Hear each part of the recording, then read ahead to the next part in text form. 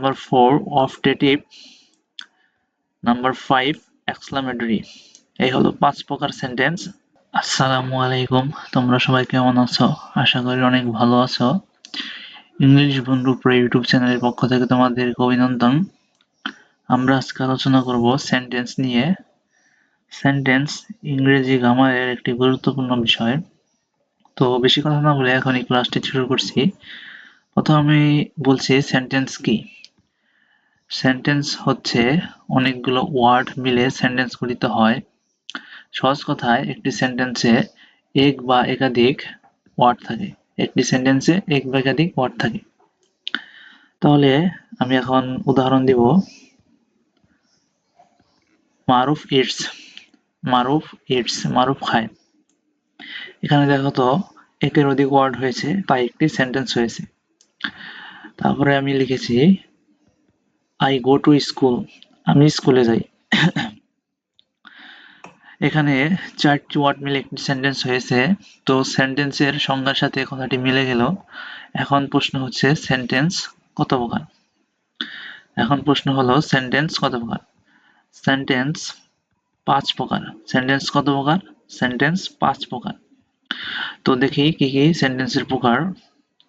1 নম্বরে অ্যাসার্টিভ বা declarative, number 2 interrogative বা কোয়েশ্চেন্স, নাম্বার 3 ইম্পারেটিভ বা কমেন্ট, নাম্বার 4 অফটেটিভ, নাম্বার 5 এক্সক্লামেটরি। এই হলো 5 প্রকার সেন্টেন্স। আমরা এখন এই 5 প্রকার সেন্টেন্স নিয়ে বিস্তারিত আলোচনা করব। 5 প্রকার সেন্টেন্স নিয়ে আলোচনা। Number 1 assertive. আমরা এখন অ্যাসার্টিভ সেন্টেন্সের স্ট্রাকচার দেখব, তারপর স্ট্রাকচার অনুযায়ী উদাহরণ দেখব। এভাবেই তোমরা শিখে উঠবে সেন্টেন্স। 1 নম্বর স্ট্রাকচার সাবজেক্ট প্লাস ভার্ব। এখানে ভার্বের জায়গায় একটু ভুল উঠেছে টাইপিং এ। Subject plus verb plus extension plus full stop. Subject plus verb plus extension plus full stop. এই স্ট্রাকচার নাম্বার 1 অনুযায়ী আমি তোমাদের কিছু উদাহরণ এখানে দিয়েছি। যেমন for example, we work hard, আমরা কঠিন কাজ করি বা আমরা কঠোর কাজ করি। তারপর মনিকা ইজ কুকিং, মনিকা রান্না করছে। তোমরা দেখো তো স্ট্রাকচার নাম্বার 1 অনুযায়ী এই দুটি উদাহরণ। এখানে উই বা মনিকা হচ্ছে সাবজেক্ট, তারপরে ভার্ব হচ্ছে ওয়ার্ক বা ইজ হচ্ছে ভার্ব, তারপরে হার্ড বা নিচের কুকিং হচ্ছে এক্সটেনশন বা বাকি অংশ, তারপরে ফুল স্টপ। তারপরে স্ট্রাকচার নাম্বার 2 তে দেওয়া আছে structure number 2 there plus verb plus subject. Subject থাকতে হবে নাউন বা নাউন ফ্রেশ, তারপরে এক্সটেনশন প্লাস ফুল স্টপ। তো স্ট্রাকচার নাম্বার 2 দিয়ে আমি এখন একটি উদাহরণ দিব। যেমন দেখো,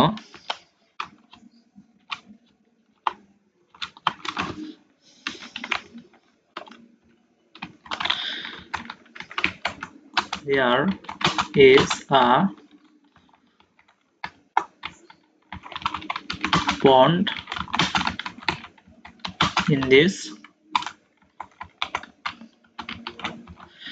there is a pond in this place। এই স্ট্রাকচার নাম্বার 2 অনুযায়ী এই উদাহরণটি এখন তোমাদের আমি ভেঙে ভেঙে দেখাবো। স্ট্রাকচারে দেয়ার, তারপরে ভার্ব ইজ হচ্ছে এখানে ভার্ব, তারপরে সাবজেক্ট, সাবজেক্টটি থাকতে হবে নাউন বা নাউন ফ্রেশ।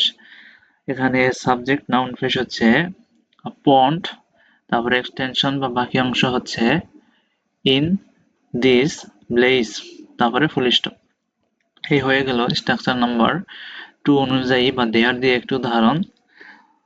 তোমরা এভাবে অনেকগুলো ট্রাই করবে বাড়িতে খাতায়, তাহলে তোমরা অনেক উদাহরণ দেখলে বুঝে উঠতে পারবে। তারপরে আমি এখন ইন্টারোগেটিভ সেন্টেন্স নিয়ে আলোচনা করব। ইন্টারোগেটিভ,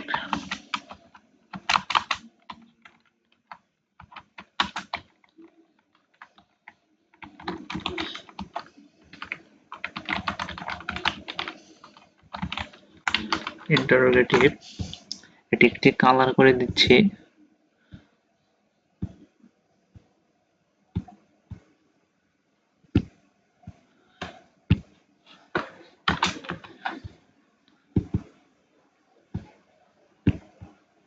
এটি আবার কালো করে দিলাম।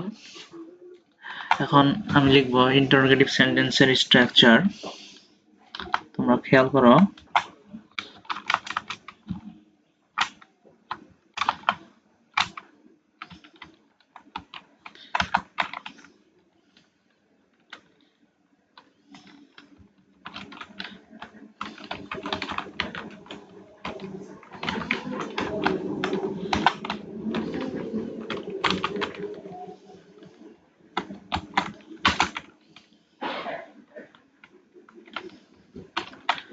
স্ট্রাকচার হচ্ছে auxiliary verb,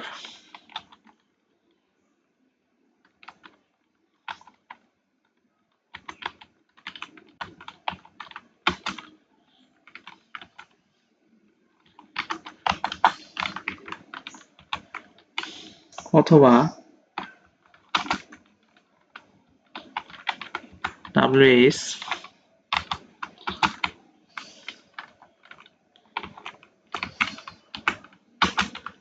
WS word plus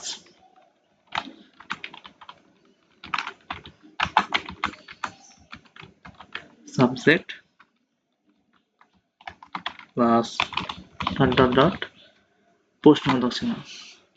এই হয়ে গেল ইন্টারোগেটিভ সেন্টেন্সের স্ট্রাকচার।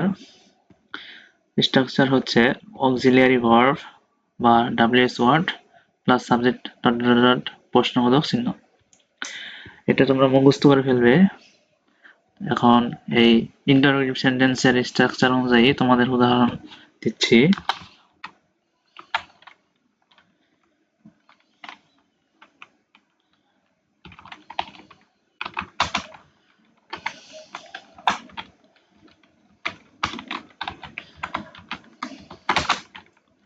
ফর এক্সাম্পল, এখানে আমি দুটি উদাহরণ দিব, একটি হচ্ছে অক্সিলিয়ারি ভার্ব দিয়ে, আরেকটি হচ্ছে WS ওয়ার্ড দিয়ে। তো প্রথমে অক্সিলিয়ারি ভার্ব দিয়ে দিচ্ছি।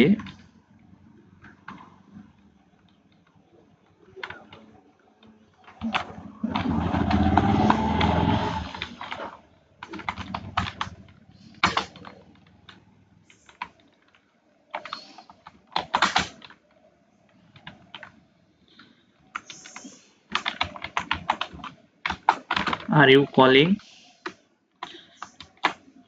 কলিং, আপনি কি আমাকে ডাকছেন। এটি হচ্ছে ইন্টারোগেটিভ সেন্টেন্সের অক্সিলিয়ারি ভার্ব দিয়ে উদাহরণ। এখানে আর হচ্ছে অক্সিলিয়ারি ভার্ব। তোমরা মুখস্থ করে ফেলবে যে কোনো বই থেকে অক্সিলিয়ারি ভার্ব কোনগুলো। আর ইউ হচ্ছে সাবজেক্ট, আর কলিং হচ্ছে বাকি অংশ, এবং লাস্টে প্রশ্নবোধক চিহ্ন।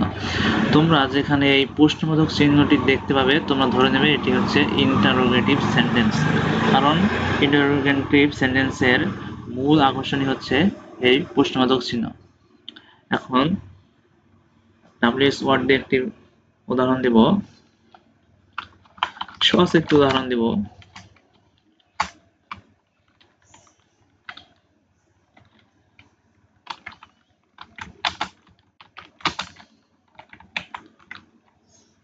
হু আর ইউ, তুমি কে।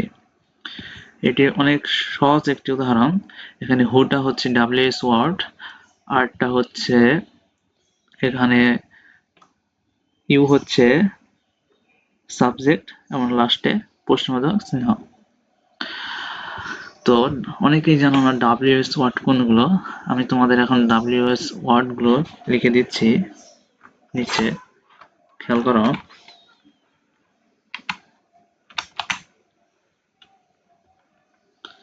এই হলো WS ওয়ার্ড। WS ওয়ার্ড কোনগুলো বা কি কি? এখানে প্রধান WS ওয়ার্ড গুলো হলো হু, অর্থ কে বা কারা। তারপরে নাম্বার 2 হোয়াট, অর্থ কি। তারপর নাম্বার 2, নাম্বার 3 হোয়ার, অর্থ কোথায়। তারপর নাম্বার 4 হোয়েন, অর্থ কখন। নাম্বার 5 হোয়াই, অর্থ কেন। নাম্বার 6 হুইচ, অর্থ কোনটি বা কোনগুলো। তারপরে নাম্বার 7 হুজ অর্থ কার।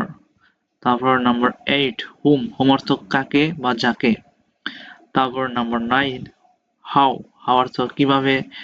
এটি ডাব্লিউএস ওয়ার্ড দিয়ে শুরু না হলেও এটি ডাব্লিউএস ওয়ার্ডগুলোর সাথে সাধারণত যুক্ত করা হয়, কারণ এটিও একটি ডাব্লিউএস ওয়ার্ড হিসেবে ব্যবহৃত হয়।